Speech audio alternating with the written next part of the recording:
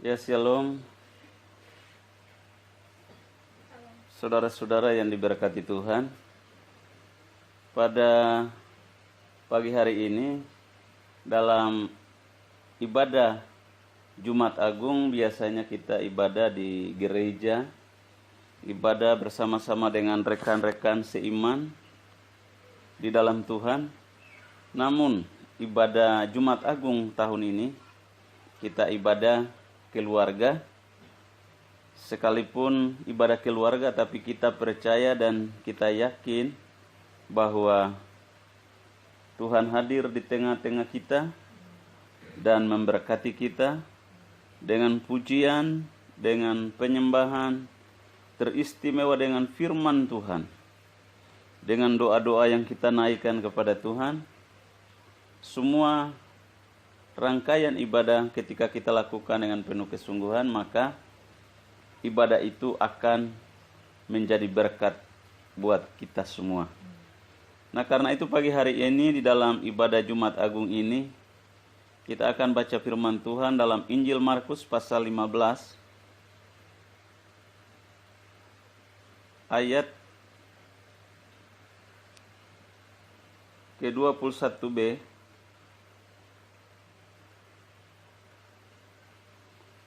Injil Markus pasal 15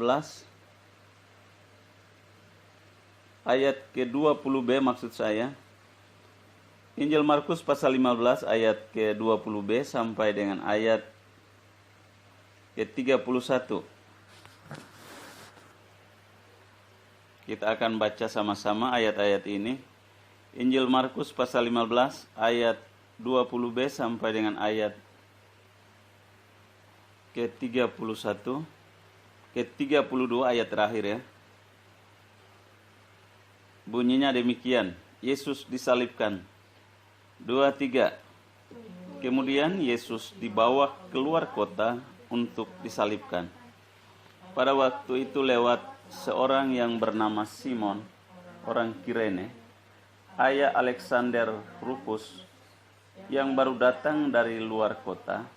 Dan orang itu mereka paksa untuk memikul salib Yesus. Mereka membawa Yesus ke tempat yang bernama Golgota, yang berarti tempat tengkorak. Lalu mereka memberi bercampur mur kepadanya, tetapi ia menolaknya. Kemudian mereka menyalibkan dia. Lalu mereka membagi pakaiannya dengan membuang undi atasnya untuk menentukan bagian masing-masing. Hari jam 9 ketika ia disalibkan, dan alasan mengapa ia dihukum disebut pada tulisan yang terpasang di situ, Raja orang Yahudi. Bersama dengan dia disalibkan 2 orang penyamun, seorang di sebelah kanannya dan seorang di sebelah kirinya. Demikian genaplah nas Alkitab yang berbunyi, ia akan terhitung di antara orang-orang durhaka. Orang-orang yang lewat di sana menghujat dia dan sambil menggelengkan kepala mereka berkata, "Hai engkau yang merubuhkan bait suci dan mau membangunnya kembali dalam 3 hari. Turunlah dari salib itu dan selamatkanlah dirimu." Demikian juga imam-imam kepala bersama-sama ahli Taurat mengolok-olokkan dia di antara mereka sendiri, dan mereka berkata, "Orang lain ia selamatkan, tetapi dirinya sendiri tidak dapat ia selamatkan. Baiklah Mesias, Raja Israel itu, turun dari salib itu, supaya kita lihat dan percaya bahwa kedua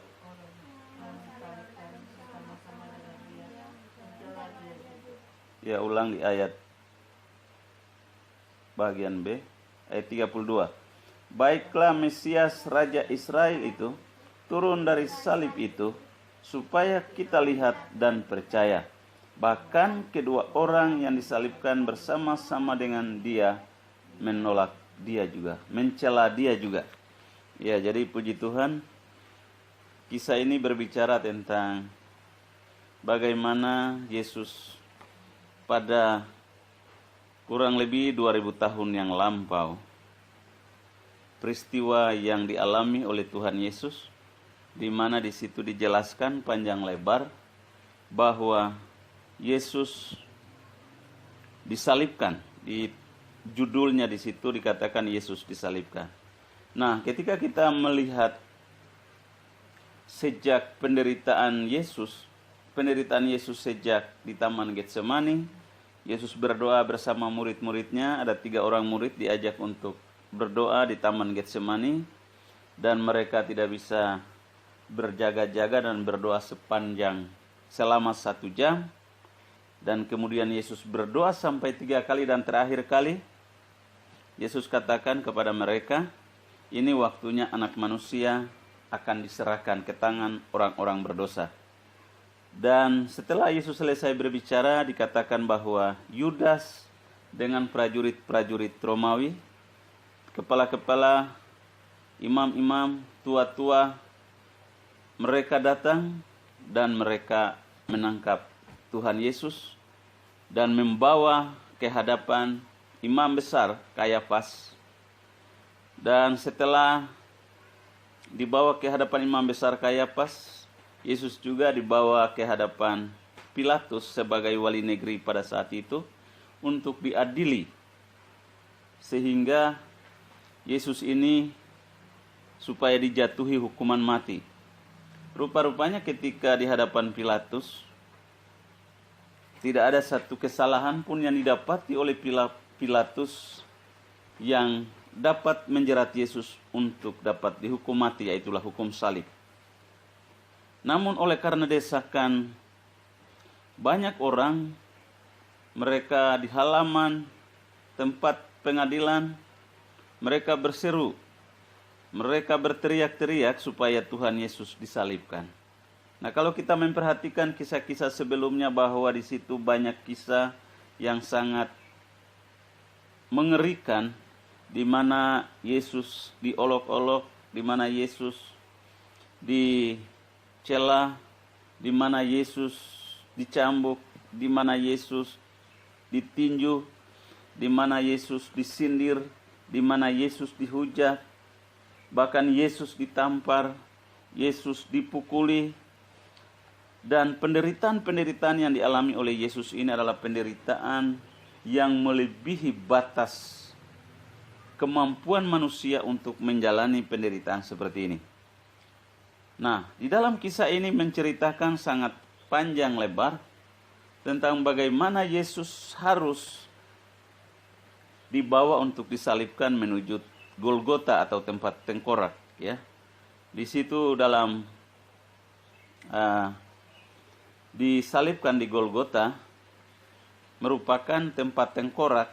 Ini berada di luar kota Yerusalem. Jadi di luar kota Yerusalem, Yesus dibawa ke sana. Tetapi sebelum sampai ke tempat itu, kalau kita renungkan kisah-kisah daripada penderitaan Yesus, bahwa Tuhan Yesus memikul salib, mengikuti jalan Via Dolorosa, di mana Yesus jatuh bangun berkali-kali, bahkan sampai Yesus jatuh bangun, tetapi mereka mencambuk, menghajar, dan setiap kali cambukan itu ada luka-luka yang sangat terlihat di bagian tubuh daripada Yesus, dan tubuhnya hampir-hampir tidak bisa dikenal oleh karena darah bercucuran dan mengalir mengalir pada tubuh Yesus. Dan hal ini mengakibatkan sehingga banyak orang-orang yang melihatnya, termasuk Maria, ibu Yesus, dan juga wanita-wanita yang mengikuti Yesus, menyaksikan bagaimana Yesus diadili, bagaimana Yesus disesa, dihajar, dipukul, ditinju, dan sebagainya. Mereka tidak mengalami penderitaan ini, tapi mereka merasakan bahwa betapa sakitnya penderitaan itu. Nah, saudara-saudara yang dikasihi oleh Tuhan, kenapa Yesus harus disalibkan? Kenapa Yesus harus disalibkan? Kita mau lihat dulu di dalam 1 Petrus. Surat Petrus yang pertama.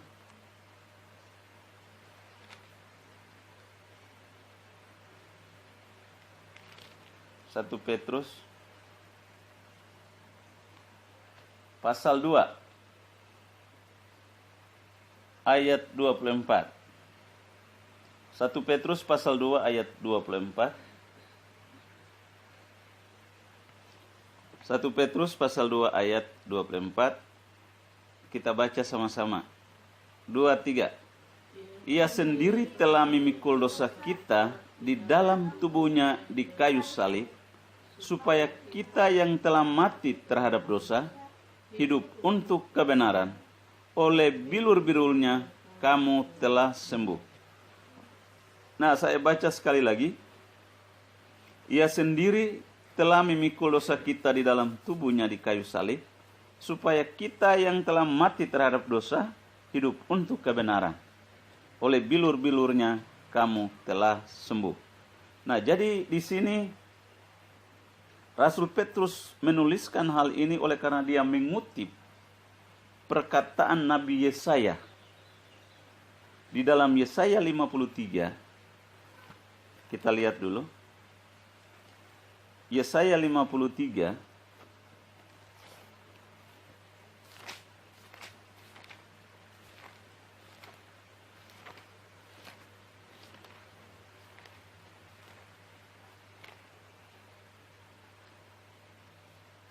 Yesaya 53 mulai ayat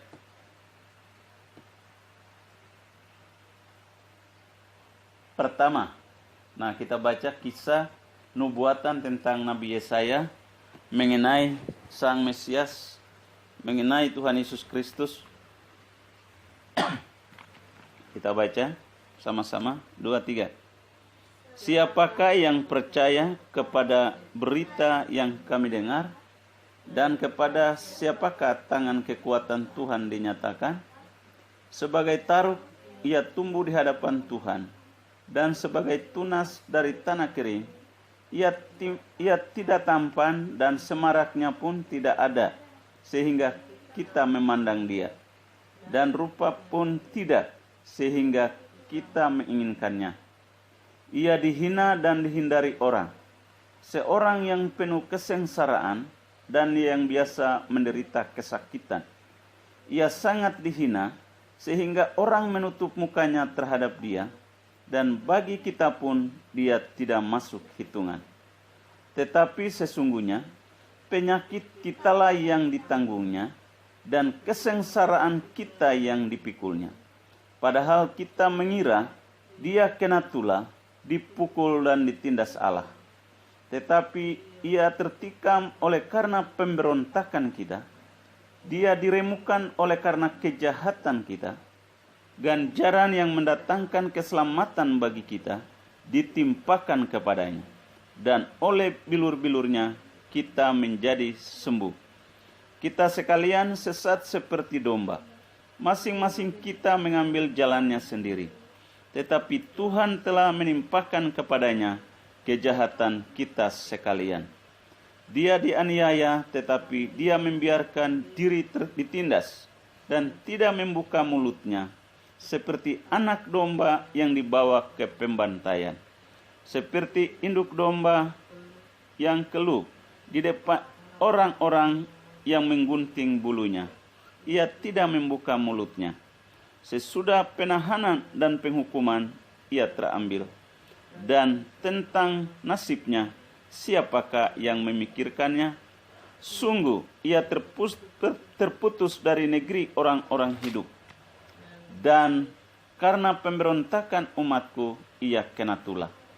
Orang menempatkan kuburnya di antara orang-orang fasik, dan dalam matinya ia ada di antara penjahat-penjahat. Sekalipun ia tidak berbuat kekerasan, dan tipu tidak ada dalam mulutnya. Tetapi Tuhan berkehendak meremukkan dia dengan kesakitan, apabila ia menyerahkan dirinya sebagai korban penebus salah. Ia akan melihat keturunannya, umurnya akan lanjut, dan kehendak Tuhan akan terlaksana olehnya. Sesudah kesusahan jiwanya, ia akan melihat terang dan menjadi puas. Dan hambaku itu sebagai orang yang benar akan membenarkan banyak orang-orang oleh hikmatnya, dan kejahatan mereka dia pikul. Sebab itu aku akan membagikan kepadanya orang-orang besar sebagai rampasan, dan ia akan memperoleh orang-orang kuat sebagai jarahan, yaitu sebagai ganti karena ia telah menyerahkan nyawanya ke dalam maut, dan karena ia terhitung di antara pemberontak-pemberontak, sekalipun ia menanggung dosa banyak orang dan berdoa untuk pemberontak-pemberontak. Nah, jadi kisah ini dinubuatkan oleh Nabi Yesaya kurang lebih 700 tahun sebelum Yesus dilahirkan. Yesus mati dan disalibkan. Nabi Yesaya sudah menubuatkan ini. Sesuatu yang belum terjadi, tetapi itu telah dinubuatkan oleh Nabi Yesaya berdasarkan pesan daripada Allah, dan Nabi Yesaya sampaikan ini, dan hal itu digenapi di dalam perjanjian baru dalam kisah firman Tuhan yang tadi kita baca di dalam Markus 15 yang tidak kita baca tadi, dan juga di dalam Injil Matius, di dalam Injil Lukas, bahkan di dalam Injil Yohanes. Jadi segala sesuatu yang dinubuatkan oleh Allah itu pasti terjadi. Nah, kita melihat di sana bahwa di dalam 1 Petrus 2 ayat 24 di sana dikatakan, ia sendiri telah memikul dosa kita di mana? Di dalam tubuhnya di kayu salib, supaya kita yang mati terhadap dosa hidup untuk kebenaran. Nah, jadi dia disalibkan karena manusia berdosa. Yesus sendiri, tidak ada orang lain yang disalibkan untuk menyelamatkan manusia berdosa. Hukuman pada zaman Kekaisaran Romawi pada saat itu, karena Kekaisaran Romawi lah yang berkuasa pada zaman Yesus, dan hukuman yang paling mengerikan, hukuman mati, hukuman yang pantas bagi penjahat-penjahat kelas kakap adalah hukuman penyaliban. Itulah sebabnya ketika dilihat waktu Yesus dibawa ke hadapan Pilatus, dia diadili, tidak ada satu kesalahan pun yang didapati yang setimpal dengan hukuman mati. Tetapi oleh karena desakan rakyat, desakan banyak orang, ia harus disalibkan. Dan Pilatus menyerahkan Tuhan Yesus ke dalam tangan orang-orang berdosa, kepada prajurit-prajurit Romawi, kepala-kepala, imam-imam dan tua-tua, untuk Yesus disalibkan. Nah, makna daripada penyaliban Kristus ini, kita harus menghargai dan menghormati pengorbanan Yesus, bahwa dikatakan ia sendiri telah memikul dosa kita di dalam tubuhnya di kayu salib. Tidak ada seorang manusia pun yang akan mau melakukan hal itu. Cuma sosok Yesus yang adalah manusia sempurna, manusia yang suci dan kudus, dialah yang harus menjadi korban supaya bisa dikenan di hati Allah, berkenan di hati Allah. Kenapa? Di Injil Markus tadi di ayat pasal 15, di situ dikatakan mereka menghujat dia. Iya. Orang-orang di dalam Markus 15 ayat 29. Orang-orang yang lewat di sana menghujat dia, dan sambil menggelengkan kepala mereka berkata, "Hai engkau yang mau merubuhkan bait suci dan mau membangunnya kembali dalam 3 hari, turunlah dari salib itu dan selamatkan dirimu." Nah, bukan hanya orang-orang yang lewat dan menyaksikan peristiwa penyaliban itu, tetapi ayat 31 dibilang siapa? Demikian juga imam-imam kepala bersama ahli Taurat mengolok-olokkan dia. Ya kan? Mengolok-olokkan dia dan berkata, orang lain ia selamatkan, tetapi dirinya sendiri tidak dapat ia selamatkan. Lalu Ayat selanjutnya, baiklah ia turun untuk menyelamatkan dirinya, ya. Orang lain ia selamatkan, tetapi dirinya sendiri tidak dapat ia selamatkan. Baiklah Mesias, Raja Israel itu turun dari salib itu, supaya kita lihat dan percaya. Jadi bukan karena dari dalam dasar hati orang-orang Farisi, ahli-ahli Taurat ini, supaya mereka mau percaya Yesus, tetapi itu adalah sebuah olok-olokan, sebuah ejekan, sebuah penghinaan buat Yesus. Mereka ingin menyaksikan dengan mata kepala mereka tentang apa yang telah dilakukan Tuhan Yesus sebelumnya. Bagaimana Yesus membangkitkan orang mati, memelekkan mata orang yang buta, membuat orang lumpuh berjalan, orang bisu berbicara, orang tuli mendengar, dan banyak mujizat-mujizat lain yang dilakukan oleh Tuhan Yesus. Namun di sini kita melihat Tuhan Yesus tidak dapat melakukan apa-apa. Alasannya kenapa? Alasannya kita lihat di dalam Injil Lukas. Lukas 23.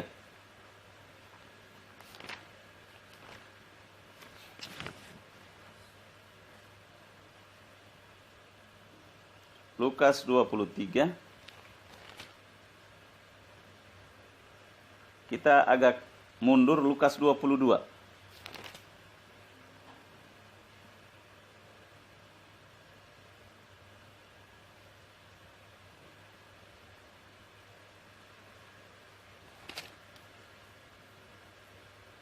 Nah, di dalam Lukas 22 tentang peristiwa Yesus ditangkap.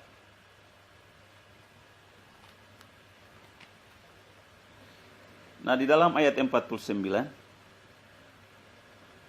di situ dikatakan, ketika mereka yang bersama-sama dengan Yesus melihat apa yang terjadi, berkatalah mereka, Tuhan,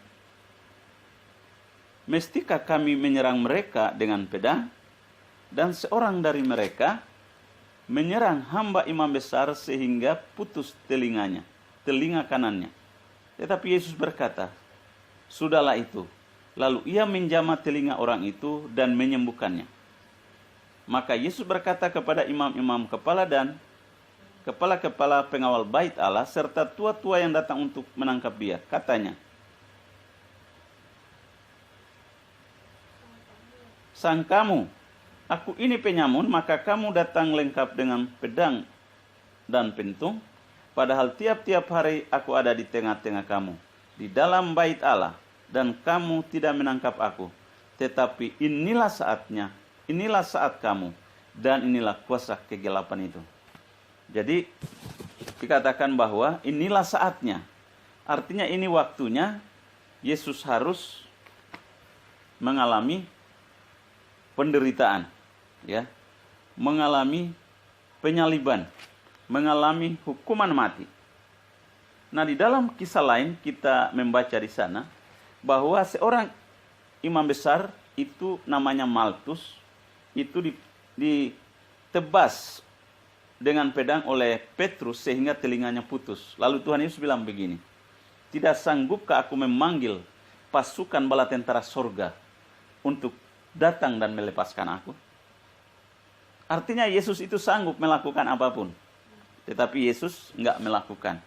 Satu bukti yang membuktikan bahwa di situ imam besar ini telinganya putus. Tetapi Yesus ambil telinganya yang putus itu lalu ditempelkan kembali dan telinganya sembuh. Jadi kalau Yesus mau turun dari salib, Yesus mau membebaskan diri dari salib, bagi Yesus itu bukan perkara susah. Dia sanggup melakukan. Dia sanggup melakukan karena dia Allah yang berkuasa. Tetapi dia tidak lakukan. Kenapa? Alasannya kenapa? Karena Yesus tunduk pada undang-undang yang telah dibuat oleh Allah, yaitu Bapa, Anak, dan Roh Kudus, tentang misi penyelamatan manusia berdosa, yaitulah Anak Allah harus mati dan disalibkan, mati untuk menanggung dosa manusia. Di dalam Yesaya 53 ayat 10 yang tadi kita sudah baca, di situ dibilang begini. Tetapi Tuhan berkehendak meremukkan dia dengan kesakitan apabila ia menyerahkan dirinya sebagai korban penebus salah. Ia akan melihat keturunannya, umurnya akan lanjut, dan kehendak Tuhan akan terlaksana olehnya. Ya. Lalu dalam ayat selanjutnya, sesudah kesusahan jiwanya, ia akan melihat terang dan menjadi puas. Dan hambaku itu sebagai orang yang benar akan membenarkan banyak orang oleh hikmatnya, dan kejahatan mereka dia pikul. Ya. Sebab itu aku akan membagikan kepadanya orang-orang besar sebagai rampasan, dan ia akan memperoleh orang-orang kuat sebagai jerahan, yaitu sebagai ganti karena ia telah menyerahkan nyawanya ke dalam maut, dan karena ia terhitung di antara pemberontak-pemberontak, sekalipun ia menanggung dosa banyak orang dan berdoa untuk pemberontak-pemberontak. Jadi pada waktu Yesus disalib, dia masih berdoa, ya Bapa, ampunilah mereka, sebab mereka tidak tahu apa yang mereka perbuat. Jadi Tuhan Yesus tidak fokus kepada penderitaannya, yang mana kesakitan yang luar biasa itu dia tidak fokus ke sana. Tetapi dia masih mau mendoakan orang-orang yang berbuat kejahatan terhadap Yesus. Itulah nilai kekristenan. Nah, itulah yang diajarkan oleh Yesus kepada setiap orang Kristen, kepada kita, supaya kita melakukan hal itu. Makanya Yesus berkata, jikalau musuhmu mengambil bajumu, meminta bajumu, kasih jubahmu. Jikalau musuhmu lapar, berikan dia makan. Kalau seseorang menampar pipimu yang kiri, kasih pipi kanan. Artinya ini berbicara tentang kasih. Kenapa?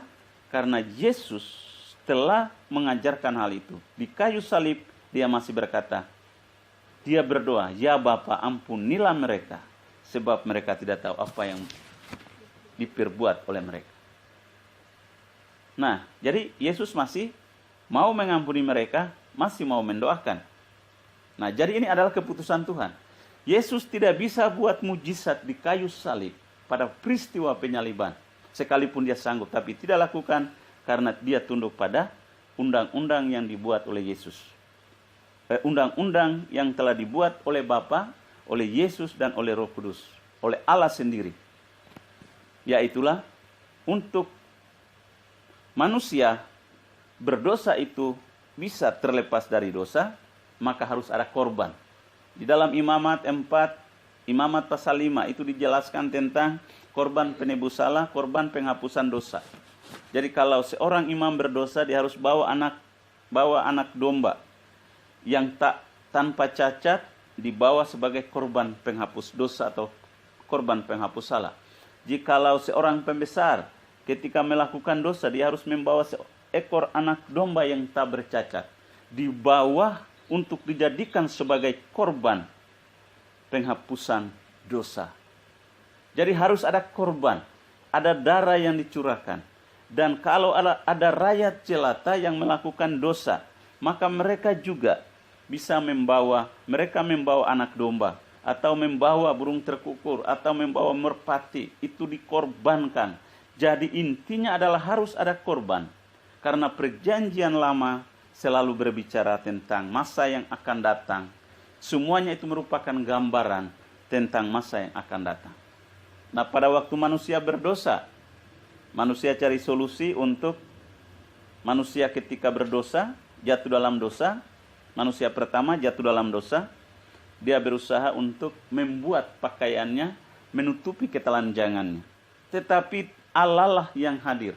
Dan dikatakan menyembelih seekor anak domba dan kulitnya dibuatkan pakaian dan mengenakan pada mereka. Ini adalah gambaran bahwa Yesus merupakan anak domba Allah yang akan menghapus dosa dunia. Dan tadi di dalam Imamat, di dalam kitab Taurat, ada banyak solusi yang diberikan oleh Tuhan kepada umat Israel, umat Allah, ketika mereka berdosa harus anak domba dikorbankan. Pada waktu Abraham, Tuhan berfirman kepada Abraham dan berkata, pergilah, persembahkanlah anakmu yang engkau kasih itu, yakni Ishak. Akhirnya Abraham mengajak anaknya dan mereka pergi ke Gunung Moria. Di sana Abraham itu diikat di atas. Abraham membuat mezbah dan kemudian Ishak diikat dan ditaruh di atas mezbah. Lalu Abraham mengangkat tangannya dan di tangannya ada pisau hendak menyembelih Ishak. Tuhan berfirman dan berkata kepadanya, Abraham, Abraham, jangan engkau apa-apakan itu. Sekarang aku tahu bahwa engkau adalah orang yang beriman. Nah, ini luar biasa. Dan ketika Abraham melayangkan pandangnya, di sekitarnya di situ ada seekor anak domba Allah. Seekor anak domba yang tanduknya tersangkut di belukar. Lalu Abraham mengambil, lalu mempersembahkannya sebagai korban. Jadi korban itu tidak bisa disediakan oleh manusia. Dari pihak manusia tidak bisa menyediakan korban yang suci, yang kudus, yang tak bercacat, yang berkenan kepada Allah. Harus korban yang disediakan oleh Allah sendiri. Jadi anak domba yang dipersiapkan, yang diberikan oleh Allah kepada Abraham, itu merupakan gambaran tentang Yesus, di mana manusia mencari solusi untuk keluar dari dosa, tapi nggak bisa. Dan karena itu Allah sendiri yang harus ambil solusi. Allah sendiri yang harus jadi korban, yaitu Yesus sendiri yang harus jadi korban. Bapa mengutus Yesus Kristus anak satu-satunya, datang untuk menjadi korban, disalibkan supaya mati menebus manusia berdosa. Ya, jadi harus ada korban. Nah, korban ini lalu orang bertanya, kenapa Yesus itu enggak dihukum mati dengan hukuman rajam, dirajam dengan batu sampai mati? Karena pada zaman itu adalah mereka orang-orang Yahudi itu sering melakukan hukum rajam. Jadi kalau orang melakukan kejahatan, perzinahan, kejahatan-kejahatan lain, maka mereka dilempari dengan batu atau dirajam dengan batu sampai mati. Tapi kok tidak? Ya, kita lihat ini Yesus tidak. Banyak kejahatan-kejahatan dihukum dengan hukuman-hukuman yang berbeda. Tapi kenapa Yesus ini disalibkan waktu itu? Karena memang pada waktu itu Kekaisaran Romawi yang memegang pemerintahan, dan hukuman yang pantas untuk penjahat kelas kakap adalah penyaliban. Dan Yesus ini orang Yahudi, tentara-tentara Romawi, para tua-tua agama, imam-imam besar, para tua-tua, mereka menganggap bahwa Yesus adalah penyesat. Dia melakukan kejahatan terbesar bahwa dia menghujat Allah.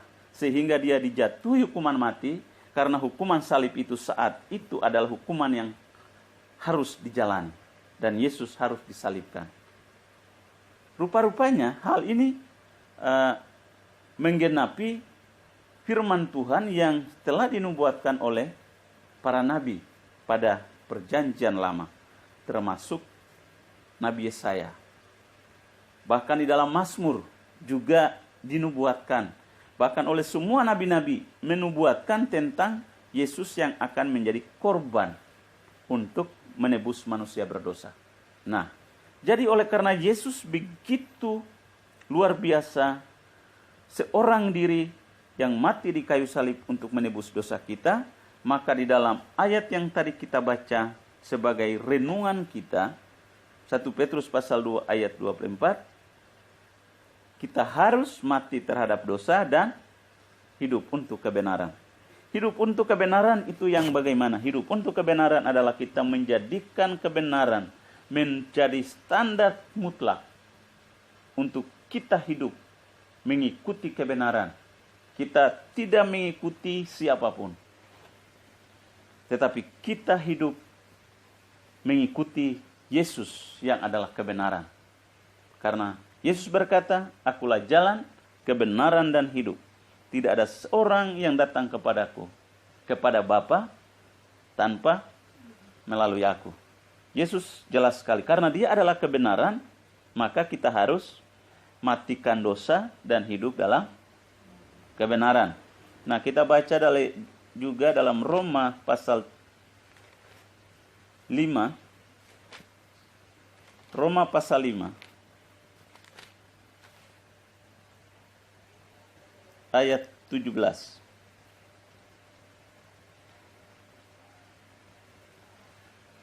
Roma pasal 5 ayat 17. Sebab jika oleh dosa satu orang maut telah berkuasa oleh satu orang itu, maka lebih benar lagi mereka.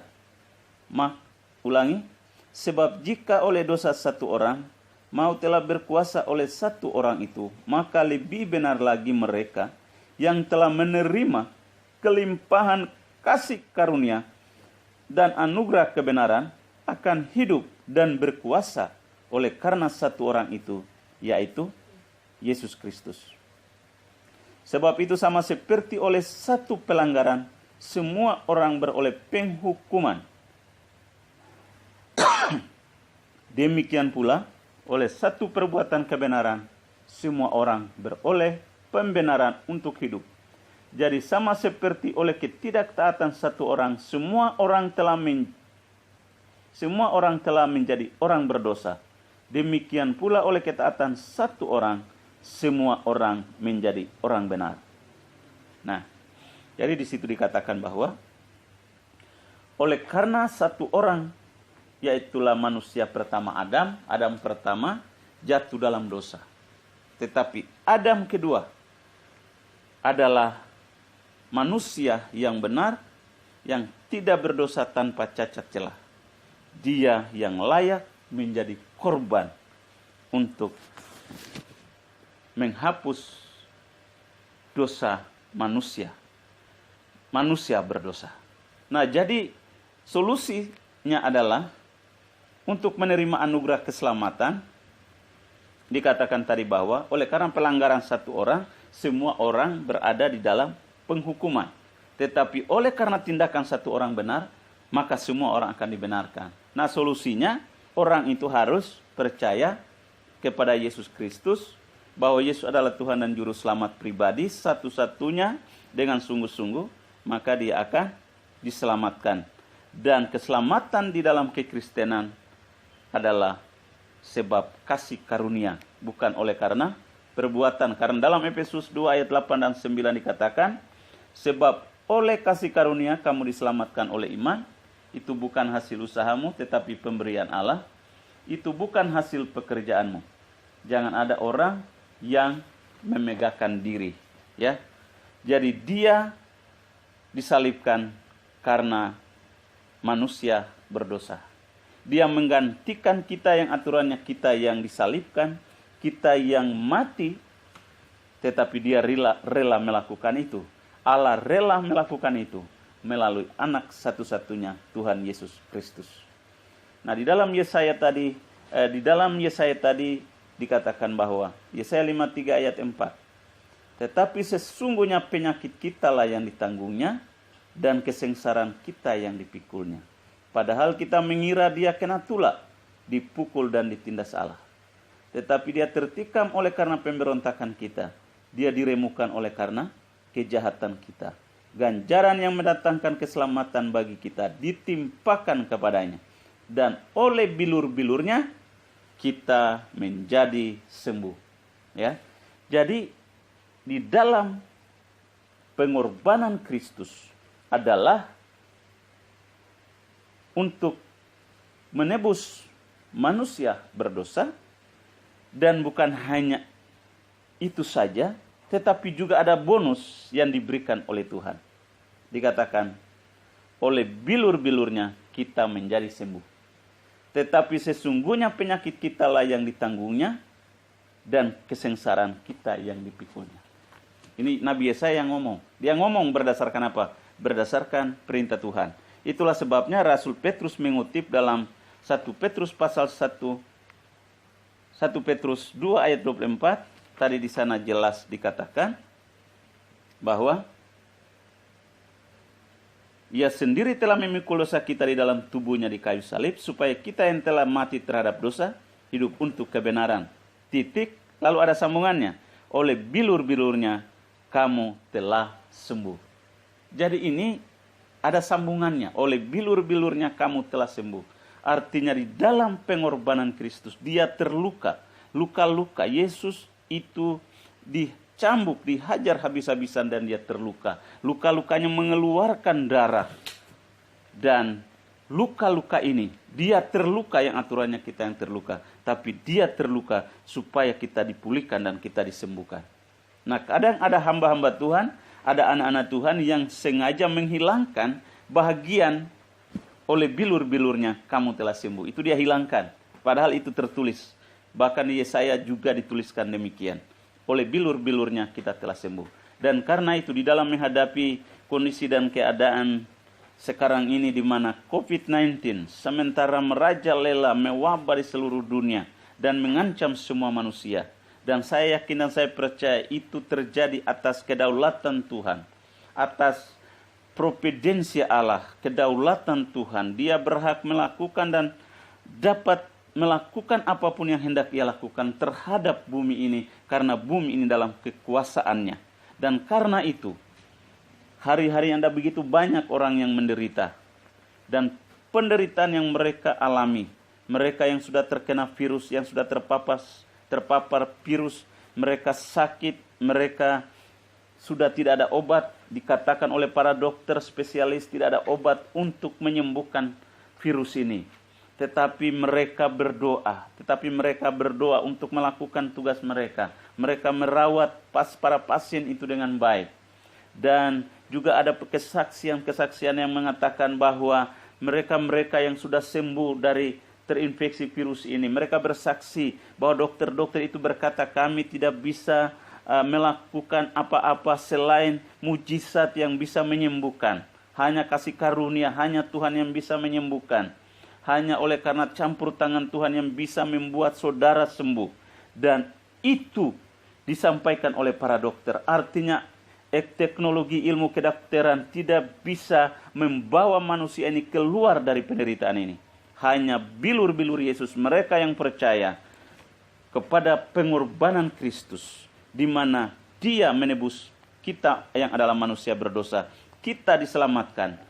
Bukan hanya itu, tapi kita manusia yang hidup secara hidup dalam jasmania ini juga membutuhkan sebuah pemulihan, sebuah kesehatan. Dan ketika kita diteror, diintimidasi oleh sakit penyakit, maka ketika kita berdoa kepada Tuhan, bilur-bilur Yesus sanggup menyembuhkan.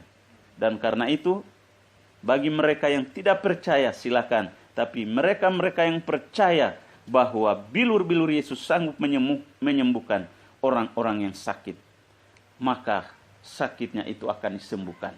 Nah, karena itu dari firman Tuhan yang kita renungkan pada pagi hari ini, kita tidak bisa berbuat apa-apa untuk menolong mereka yang terkena virus COVID-19. Tapi hanya kita bisa berdoa. Dan kita menyampaikan kepada mereka, menyampaikan doa kepada Tuhan, mendoakan mereka supaya Tuhan yang turun tangan dan memulihkan mereka dengan cara Tuhan, bukan dengan cara manusia. Mereka hamba-hamba Tuhan, anak-anak Tuhan, umat Tuhan yang sementara berada dalam kondisi ketakutan dan kesakitan. Doa kita supaya Tuhan menolong mereka dan memulihkan mereka. Sekalipun hari-hari ini belum ada obat, tetapi hanya kasih karunia Allah, hanya providensi Allah yang dapat melakukan semuanya ini. Dan kehendak Tuhan dapat terlaksana sesuai dengan apa yang Tuhan mau. Demikianlah firman Tuhan ini kiranya menjadi berkat buat kita semua. Dimanapun kita ada, kita selalu dan senantiasa hidup di dalam kebenaran, mengikuti apa yang diajarkan oleh Yesus. Selalu bersyukur kepada Tuhan. Ayat terakhir kita baca 1 Petrus pasal 2 ayat 9. 1 Petrus pasal 2 ayat 9 dan 10. 1 Petrus pasal 2 ayat 9 dan 10. Kita baca sama-sama. 2, 3. Tetapi kamulah bangsa yang terpilih, imamat yang rajani, bangsa yang kudus, umat kepunyaan Allah sendiri, supaya kamu memberitakan perbuatan-perbuatan yang besar dari Dia, yang telah memanggil kamu keluar dari kegelapan kepada terangnya yang ajaib.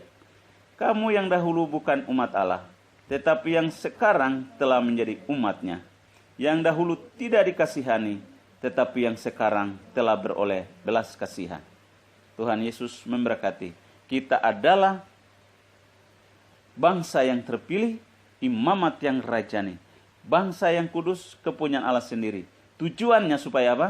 Kita memberitakan perbuatan-perbuatan yang besar dari Dia, yaitu perbuatan Tuhan yang luar biasa, bagaimana menyelamatkan kita manusia berdosa, menyelamatkan kita sehingga kita memperoleh keselamatan, hidup kekal di dalam Tuhan Yesus Kristus. Ia memanggil kita keluar dari kegelapan kepada penghukuman kekal.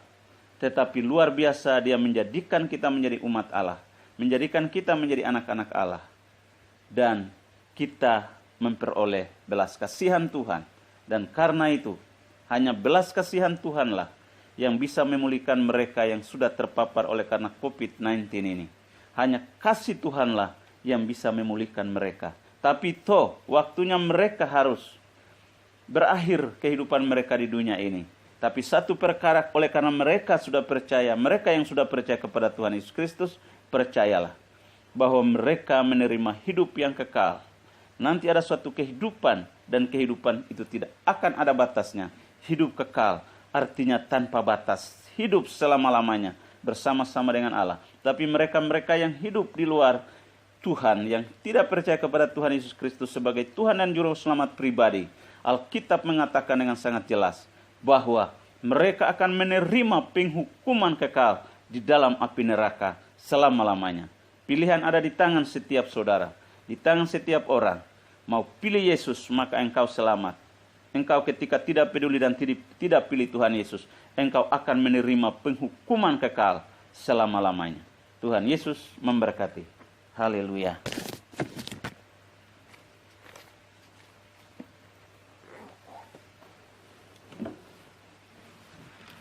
Ya, kita naikkan pujian. Kasih Allahku sungguh telah terbukti. Kasih Allahku sungguh telah terbukti. Ketika Dia serahkan anaknya, kasih Allah mau berkorban bagi kalian. Tak ada kasih